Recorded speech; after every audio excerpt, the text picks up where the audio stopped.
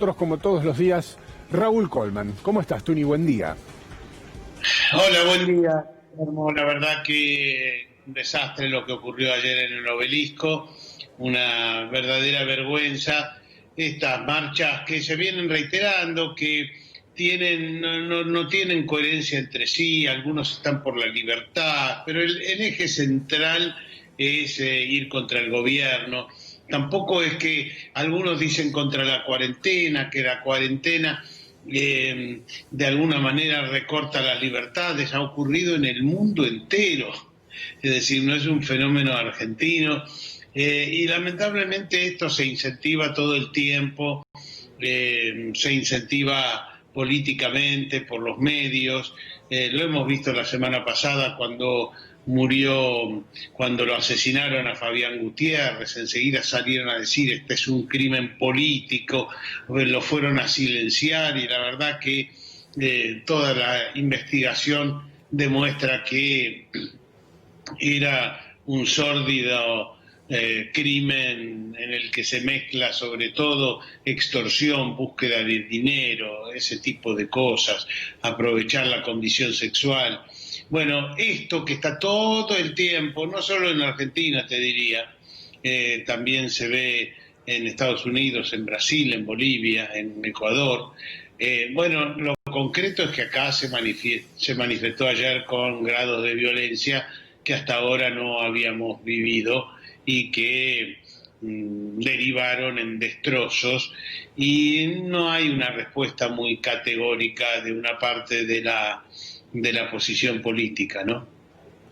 Hubo algunas respuestas, en algunos casos tibias, a veces un poco más contundentes, e incluso algunos personajes muy extremos se han manifestado a favor. Por eso llamó la atención hoy que algunos medios no reflejaran ni siquiera lo que pasó. Uno no pretende que lo repudien si no lo quieren hacer, pero ni siquiera lo reflejen como hecho periodístico, ¿no?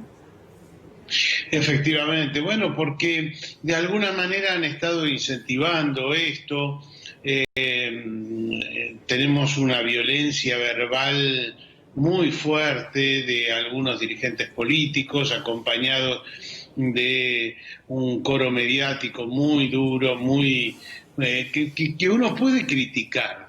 Por supuesto que puede criticar, y puede criticar determinadas políticas o determinadas posiciones de la oposición, del oficialismo, de quien sea, pero con cierta tranquilidad, con cierta razonabilidad.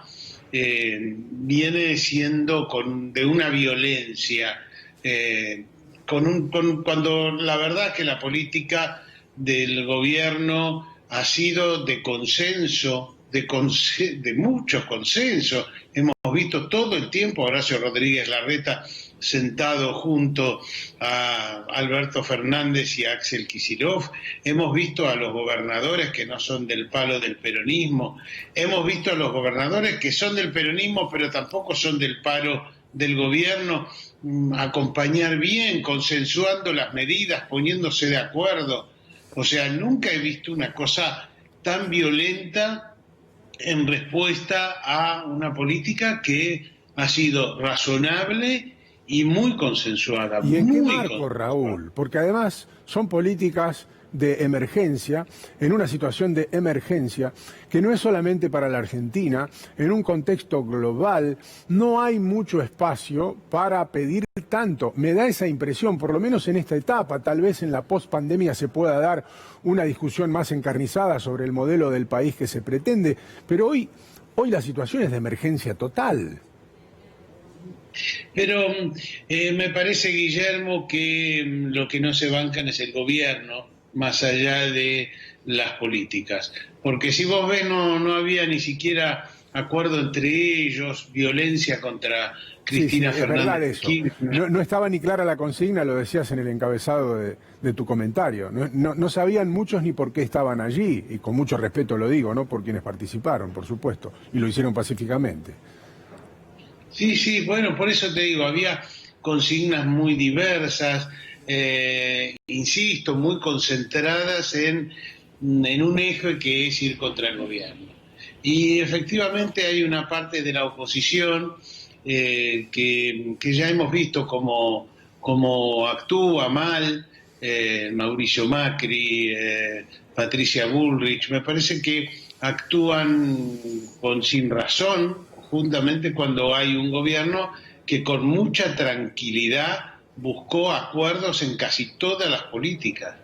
Entonces, la verdad, incluso fíjate, el gobierno barajó darle el ingreso federal de emergencia solo a la zona que está digamos, en más conflicto, Chaco, el AMBA, Neuquén, por ahí. Y finalmente el IFE se da por insistencia de los gobernadores, que no son todos del palo del gobierno para nada, y se acordó dar el IFE en todo el país, porque la crisis económica está en todo el país. O sea, se buscó el consenso todo el tiempo. No veo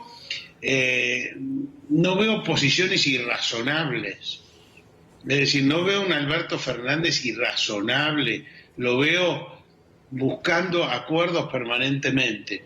Y bueno, lamentablemente ahí hemos visto una violencia, además simbolizada en C5N, porque hay otros medios que han acompañado bastante esta virulencia, lamentablemente. Justamente una de las muestras de lo que mencionabas recién es el anuncio primero de lo que podría haber pasado con Vicentín, es decir, ese intento de estatizarla, y lo que pasó luego con la misma compañía y en la situación que se encuentra ahora, la discusión más allá de la intervención de la justicia, lo que muestra un marco de diálogo, aún con las ideas que un sector de la Argentina ve como algo muy extremo, pone el grito en el cielo, Raúl. Sí, pero utilizan cualquier cosa, aunque no sea verdad. Anteriormente era que hubo una liberación masiva de presos, cosa que no existió en la Argentina, existió en muchos países del mundo. Miles de presos salieron en libertad en el mundo entero para descomprimir las cárceles y tratar de evitar que sean un foco del coronavirus. Nunca existió, y sin embargo cacerolazos, armaron un escándalo alrededor de una cosa que fue inexistente, que nunca ocurrió. Y con Vicentín no es que se está estatizando una empresa a la que le iba bien, sino una empresa que dejó de pagar en agosto del año pasado, que el gobierno anterior le siguió prestando dinero, endeudó al Banco Nación en 100 millones de dólares, 105 millones de dólares, cuando ya Vicentín había dejado de pagar. Toda la deuda son 18 mil millones de pesos, mucho más, pero cuando ya había dejado de pagar, le dieron 105 millones de dólares más todavía, es decir, más de 10 mil millones de pesos, contra todo reglamento. Entonces, el gobierno de entrada decidió dar un paso hacia la estatización, hacia la intervención, después, en consenso con el gobierno de Santa Fe, dio un paso para atrás. Hoy está peleando en la justicia de que la justicia, como corresponde, le dé el manejo a quienes son los mayores acreedores de Vicentín, que son el Banco Nación, es decir, el Estado argentino. Lo está peleando en la justicia. O sea, yo no veo irrazonabilidades. Lo irracional ha sido lo de ayer, frente a un gobierno que ha buscado mucho consenso, pero mucho consenso. Raúl, vamos a ver otras imágenes, no solamente las del móvil de C5N, que ha sido realmente muy brutal lo que tuvimos para exponer, las frases que tuvimos para exponer, de que tenemos que morirnos todos, de que ya vamos a empezar a sentir miedo. Y esto le pasó a otro colega, fíjate que tuvo que salir corriendo, que fue perseguido hasta dentro de un local comercial, que recibió una golpiza, que afortunadamente hubo personas que intervinieron para que no le vaya peor aún, un poco para remarcar lo que vos también decías, que nosotros nos convertimos de alguna manera, nuestro medio y nuestros compañeros, en un símbolo, pero que no fuimos los únicos que fuimos víctimas de esta violencia desatada ya.